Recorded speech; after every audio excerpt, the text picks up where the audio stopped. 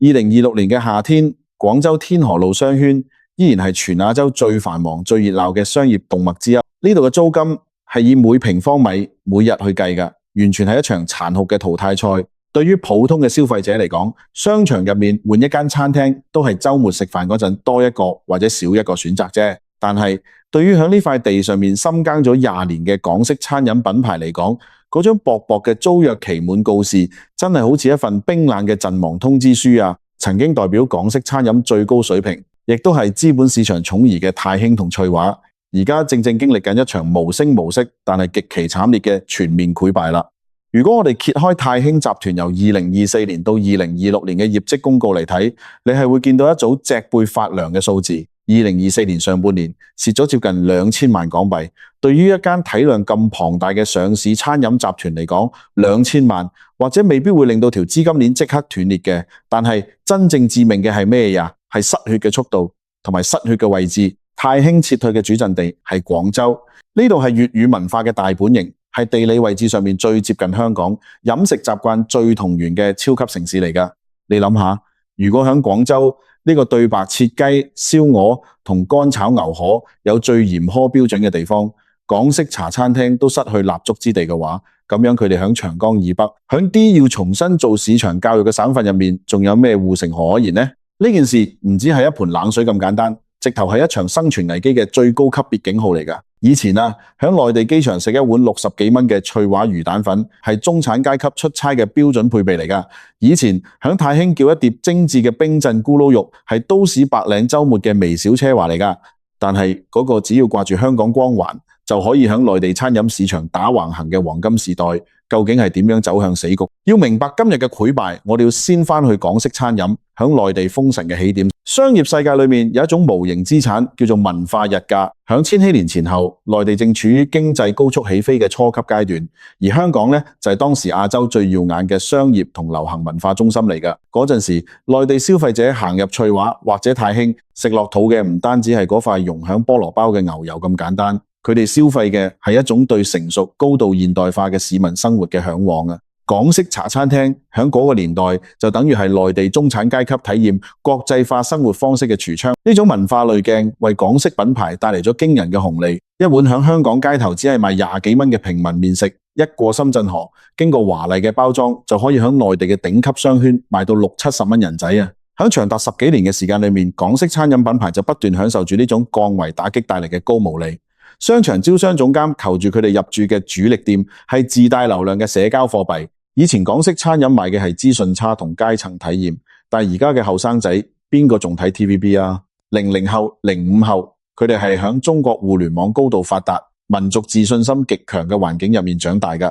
香港對佢哋嚟講，淨係一個旅遊城市啫嘛，唔再係咩仰望嘅圖騰。當文化濾鏡一消失，你嘅產品就必須要回歸到食物嘅物理屬性本身嚟接受考驗㗎啦。時代真係變咗咯，而且變嘅速度快到你都唔信呀。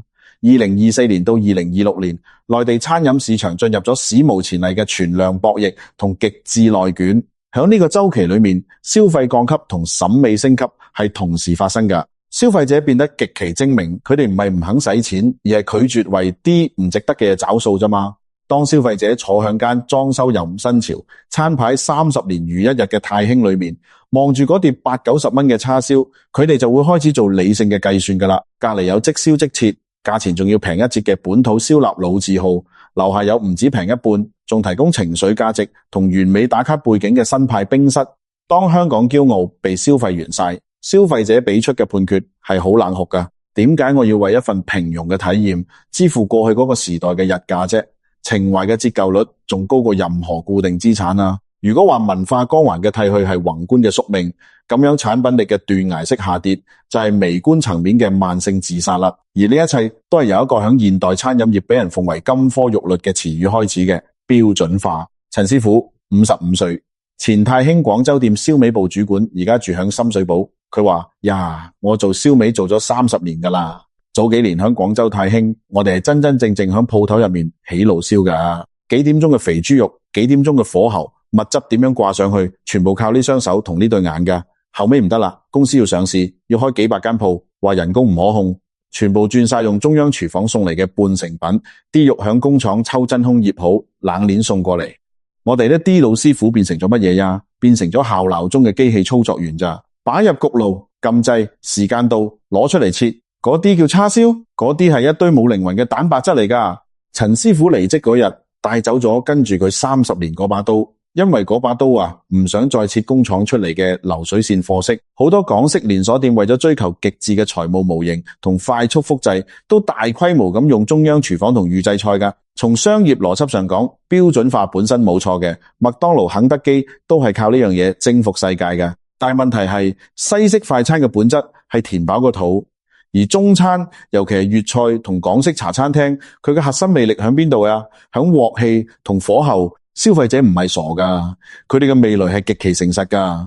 燒味有冇啱啱出爐嘅油脂香？奶茶係手工撞出嚟，定係粉劑沖出嚟噶？乾炒牛河係一鑊鑊炒出嚟，定係中央廚房大批加熱之後嗰種一嚿嚿噶？當泰興同翠華沉迷響去廚師化嚟降低成本嘅時候，內地嘅餐飲品牌反而係度玩一種更高級嘅供應鏈遊戲。內地嘅頭部品牌，佢哋都有中央廚房噶。但係佢哋利用強大嘅數碼化中台同冷鏈物流，做到嘅係淨菜配送同核心醬料標準化。去到門市嗰陣，依然保留咗明火爆炒嘅環節。呢一場降維打擊，當傳統港式餐飲犧牲咗產品最核心嘅靈魂，退化成為一份昂貴嘅預製快餐嘅時候，佢就已經失去咗響2026年餐飲牌桌上叫價嘅資格。商業故事嘅悲劇，好多時都係響最輝煌嘅一刻就埋下咗伏筆㗎喇。翠華響2012年上市，泰興響2019年上市。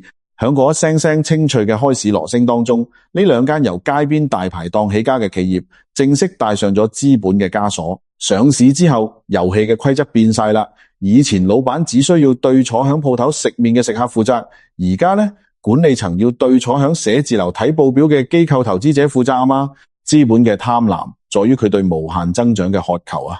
為咗喺業績期交出一份靚仔嘅成績表，維持股價嘅升勢，管理層就必須不斷咁開新鋪。呢種壓力導致咗好嚴重嘅動作變形。響廣州市場最高峰嗰陣，泰興開咗成差唔多20間分店。響某啲核心商圈，兩間泰興之間行路唔使10分鐘咋。呢個係違背咗最基本嘅商業選址常識噶。佢哋冇從外面搶到新嘅客流，反而形成咗好嚴重嘅內部同業競爭，即係自己打自己。KPI 壓到死咁滯，啲投行嘅人日日問下個季度可以開多幾間鋪啊？單店模型跑通咗未啊？根本唔理嗰個城市到底適唔適合食港式茶餐廳，亦都唔理有冇儲備到足夠多合格嘅店長。夾硬嚟啊！結果就係服務跟唔上，菜品把關唔住，為咗擴張而擴張，呢個係自殺嚟嘅。除咗盲目嘅擴張，更深層嘅病灶係管理體系嘅僵化同傲慢嘅。港式餐飲嘅崛起係依賴師徒制同人治噶。但係進入現代企業治理嘅時代之後，面對內地餐飲業高度精細化嘅數碼化管理，佢哋顯得力不從心。內地頂級嘅餐飲企業而家係用緊現代人力資源管理體系嚟武裝自己噶。由海底撈嘅師徒裂變分紅機制，到各類新零售品牌嘅數據化員工考核，高薪吸引大學生入行，而好多傳統嘅港式企業呢，仲係維持住一套陳舊死板嘅管理模式咋，留唔住真正有才華嘅年輕管理人才。亦都建立唔到一套適應內地嘅現代化 HR 體系啊！當 D 高層花大量時間喺路演上面，同分析師大談特談標準化複製、品牌日價呢啲空洞嘅詞彙嗰陣，佢哋似乎忘記咗餐飲業最樸素嘅真理。餐飲呀，歸根究底就係一口鑊、一把火、一張嘴，係一群有心嘅人服務另一班機腸碌碌嘅人啫嘛。脫離咗呢個本質，你份 PPT 再靚，都遮蓋唔住廚房後面傳嚟嘅衰敗氣息。生態位嘅空缺呢，永遠都會好快俾更適應環境嘅物種填補。就在泰興同翠華陷入泥潭嘅同時，內地市場並冇拋棄港式文化，反而係對佢進行咗大刀闊斧嘅基因重組啊！新派冰室成為咗插進老牌茶餐廳心臟最鋒利嘅一把刀。有趣嘅係，敏華冰廳啊，其實都係泰興集團旗下嘅子品牌嚟㗎。喺某種程度上，呢個係一種商業上嘅壯士斷臂，亦都係變相嘅認輸。泰興嘅管理層意識到嗰塊沾滿歷史塵埃嘅老招牌已經帶唔喐現代嘅後生仔啦，佢哋必須換個殼嚟續命先得。但係如果我哋將敏華同新興嘅本土新派冰室放埋一齊對比，你就會發現呢場戰爭嘅維度早就超越咗換個名咁簡單㗎啦。新派冰室係徹底解構咗傳統嘅茶餐廳，首先係產品邏輯嘅降維，佢哋拋棄咗傳統茶餐廳嗰本有成幾十頁厚，乜都賣但係乜都唔精嘅餐牌，轉而採用爆款大單品策略啊！3個月研發一個超級單品，半年更新一次主題，食物唔再係為咗填飽個肚咁簡單，而係為咗喺小紅書同朋友圈入面攞到好多讚嘅視覺道具。其次咧係服務同環境預警嘅重塑。以前港式茶餐廳推送快靚正，伙計逼你搭台，催你埋單，嗰啲嘢喺以前係視為高效率嘅市井特色。但係到咗2026年嘅今日，當海底撈將服務捲到極致，當普通嘅平價餐廳都提供管家式服務嘅時候，呢種粗魯嘅港式態度只會俾消費者當成傲慢同無禮咋。新派冰室咧就用復古嘅皮囊包住現代餐飲嘅服務核心，數碼化點餐系統，精準嘅會員 CRM， 迎合後生仔嘅網絡造梗文化。佢哋係用緊互聯網產品經理嘅思維，重新做一次茶餐廳出嚟㗎。呢場仗其實就係一次劣幣被驅逐、良幣進化嘅過程嚟㗎。內地嘅品牌進化速度係每星期更新級別㗎，佢哋識流量、識供應鏈，更識內地嘅後生仔。老牌港餐如果係 1.0 版本嘅諾基亞，咁樣而家內地呢啲新派冰室就係 4.0 版本嘅智能手機。諾基亞品質再好，情懷再深，都阻止唔到智能手機時代嘅到來㗎啦。如果你喺2026年週末嘅深圳或者廣州商場行下，你會發現一個好有歷史反轉意味嘅現象㗎。10年前係內地人排長龍去食香港嘅品牌，而家呢係無數嘅香港人趁住週末過關排響內地本土連鎖品牌嘅門口啊！佢哋嚟食內地嘅酸菜魚、潮汕牛肉火鍋，甚至係內地本土團隊研發嘅新港式茶餐廳。點解啊？原因好簡單，但係好殘酷，更好食、更平、服務更好。呢條曾經象指住巨大經濟同消費落差嘅邊界線，響餐飲業嘅版圖上面已經俾人徹底鏟平咗㗎啦。香港餐飲業曾經係中國現代餐飲連鎖化嘅黃埔軍校嚟㗎，佢哋帶嚟咗中央廚房嘅概念，帶嚟咗 SOP， 帶嚟咗高效率嘅翻台率計算模型。但係歷史嘅吊詭之處在於呢，好學生最終用老師教嘅工具，完成咗對老師嘅超越呀！翠華機場神話嘅破滅，太興響廣州嘅潰敗，絕對唔係幾間公司嘅偶然失誤嚟㗎，佢係整個傳統港式餐飲響內地市場遭遇嘅結構性退潮嚟㗎。呢場血洗啊，本質上係市場嘅自我淨化嚟㗎。佢無情咁戳破咗嗰層叫做港式優越感嘅窗戶紙蝦。響呢個極度透明、極度內卷嘅內地餐飲紅海入面，冇任何一個品牌可以有免死金牌㗎。競爭嘅起跑線已經俾人拉平咗，甚至喺供應鏈嘅深度、數碼化營銷嘅廣度上面，內地嘅起點已經遠遠高過晒地躺響功勞簿上面嘅老字號。咁樣港式茶餐廳真係死局已定啦？當然唔係啦，會死嘅永遠都係嗰啲傲慢、懶惰、不思進取、妄想用一個 PPT 模型食過世嘅經營者啫。而茶餐廳呢種文化，呢種誕生於市井，混合咗中西飲食智慧，充滿生命張力同變通精神嘅食物形態，係永遠都唔會消失嘅。太興嗰2000萬嘅虧損，對上市公司嘅業績嚟講係一個好大嘅窿，但係對於成個行業嚟講啫，呢次都不過係一次剝皮拆骨嘅警醒啫嘛。呢個殘酷嘅商業故事，俾晒所有響內地發展嘅外來品牌，甚至係本土老字號一個血嘅教訓。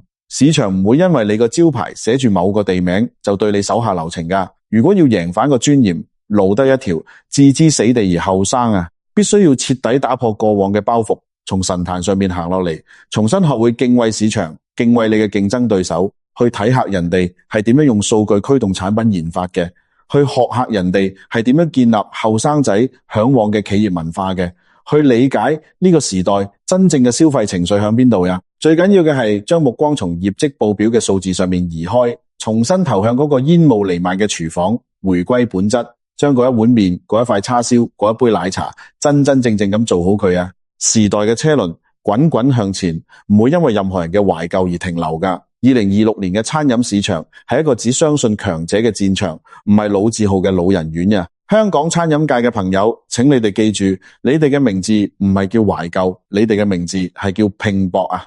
把圍裙繫緊，將爐火校到最猛，對手藝再磨得更加精細，然後用一碗真真正正有靈魂嘅叉燒飯去贏返屬於你哋嘅江山。唔係靠情懷，係靠實力。假啊！加油啦，香港餐飲，大家努力啊！